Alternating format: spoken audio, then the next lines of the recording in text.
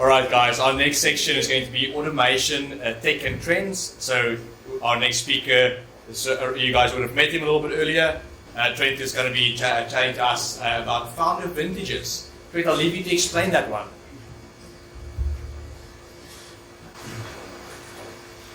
How's it, everyone? I think the last time I spoke to an audience this large was at my wedding, and I really, that was hard. But yeah, thanks so much for having me here this evening. It's such a, it's an honor to be here, and thanks guys for showing up. This wouldn't be this without you guys, so yeah, thank you. So my name's Trent, and I am from Zoho, and I work with the solutions team, and yeah.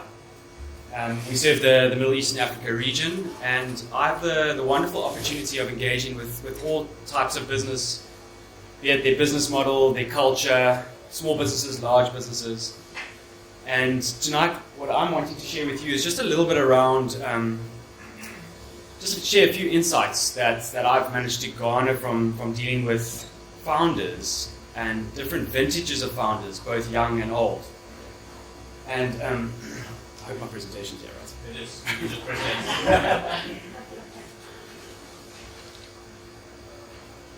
Okay.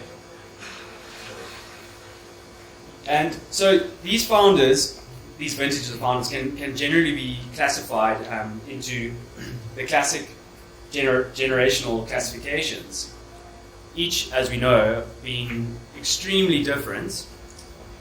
The one constant among them, though, being that they require a unique value proposition to meet their specific needs, right? Particularly from a technological perspective. But let's just rewind back a little bit, and yeah, just help give a little bit of context. Enter widespread use of email mid-1990s. Game changer. Not really, but we'll get onto that a bit in a moment, is baby boomers and Generation X, emerging Generation X, just entering the workforce. This was a big thing for them. But actually behind the scenes, from a technological point of view, is not much really had changed. Technology as we know it now was not ubiquitous as we know it. In my mind's eye, it just sped up the rate of correspondence and has led to us just being busier than ever before, and something that we all suffering with today, right? And largely behind the scenes, there was still the same archaic business processes, Excel sheets, if there were even those, pen and paper, and I think you pretty much know the story there. Excuse me. Shifting across to the other end of the continuum, Generation Y and Z, having emerged or emerging into the working world, have grown up in the cloud in the world of cloud computing, and been surrounded by a plethora of cloud applications specifically designed to address a very specific functional need within a business, right?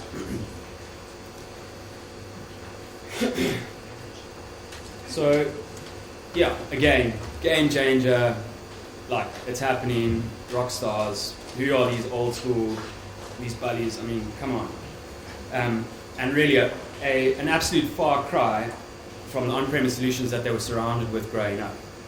And of course, the advent of these technologies really did put a lot of pressure on the baby boomers, the Gen Xers, and still do. And as a side, you'll be absolutely shocked how behind, particularly the small to medium enterprise business, and I'll speak a bit more to that a little bit later on, how far behind the curve they are. They if they haven't already addressed Gen X's needs, they're kind of figuring out, that they should. But really, they should be focusing on Gen Z, and they're two different animals altogether. I'm not going to give a lesson on the generational differences, but it really is frightening. And so, the baby boomers and Gen X have really, there's a lot of pressure for them to tailor their value propositions to address the market needs of the very people that are threatening their existence. And, excuse me. And what I find in my dealings, both founder vintages, young and old, having adopted cloud-based solutions, is they've cobbled together these really intricate ecosystems, which we like to term the integration spaghetti, where they've gone along and they're like, oh, we need a cloud storage application, boom, Dropbox. Oh, we need this, boom, boom, boom, and they end up, setting up these crazy solutions architect, worst nightmare, by the way, ecosystems where, with cross-app connectors, APIs, built-in extensions, and the like.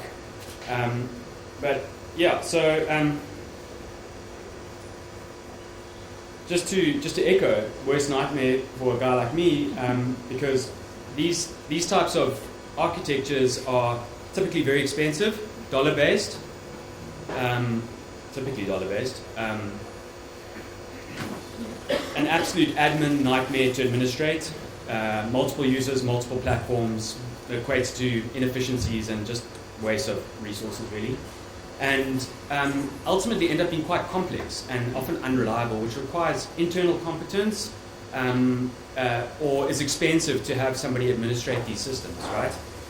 And so I find it very difficult as a solutions consultant to deal with the mess that is. And sorry, I hope I'm not touching on anyone's nerves here. But I'm fully aware, so take it from where it comes, that there are operational realities, and just switching over to an alternative is not always as easy as what I might be making it out to be. But I'm often hamstrung in my ability to create world-class solutions because of this, okay? My best type of founder is either the very old vintage, the guy with the email and the Excel and the pen and paper, who thinks he's got systems, but for me that's a blank canvas, or the burgeoning, very young vintage, who in his mind's eye has an idea, but it's all equally coming with a blank canvas. So, thank you so much.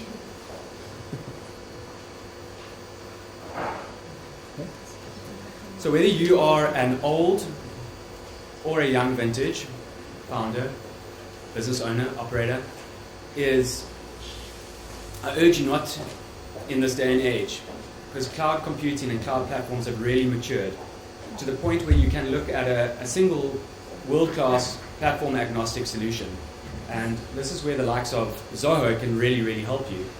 To quote Lowe's terms there is with the ERP for business, and it's largely the billion-dollar business that you've never heard of.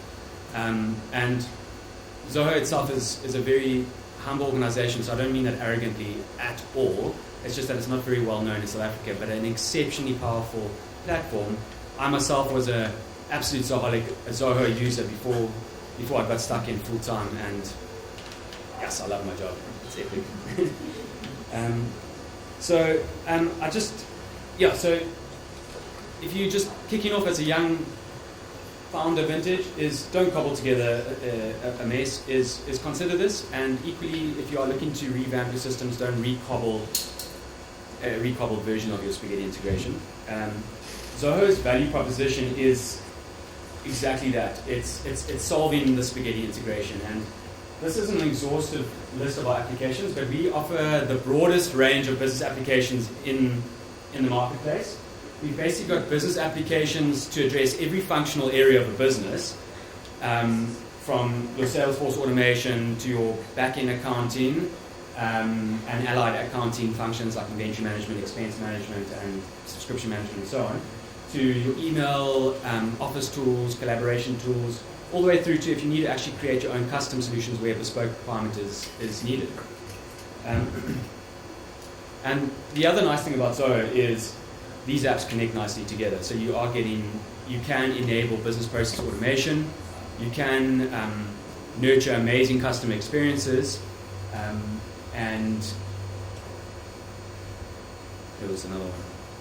But anyway, and the other thing is that this thing called digital transformation, it's not a destination at all. It's, as you know, it's a journey. And you can take an application at a time. So you can work your way out of the integration spaghetti. What's more is that we've really entered into a really exciting era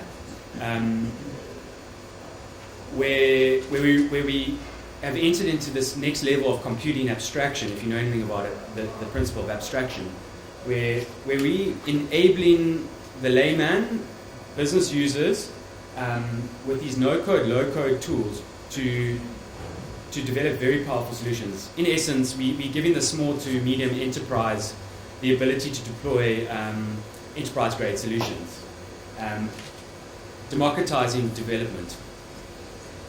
I mean, just for example, here, this is just a screenshot of the UI.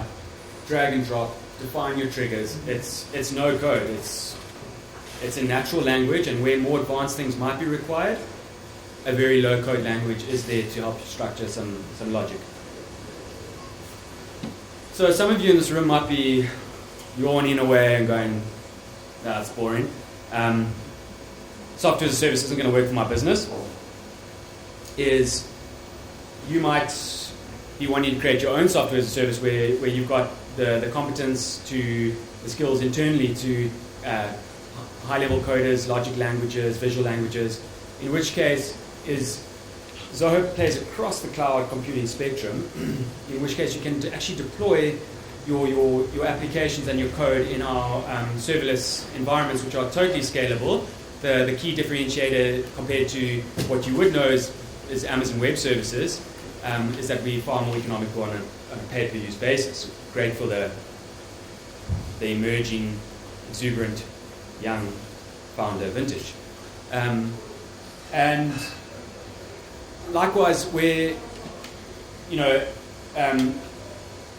you've got a very bespoke or unique requirement internally, and you can't afford necessarily to go build an application with the high cost that devs come with, is you can use our platform as a service, where we handle certain levels of abstraction, and you handle the rest, and you can deploy applications 10x faster, 10x cheaper, and really tailor some amazing stuff. And then of course you can complement it with what is our ecosystem of applications.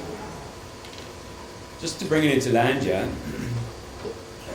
I'm definitely speaking way more than my notes are.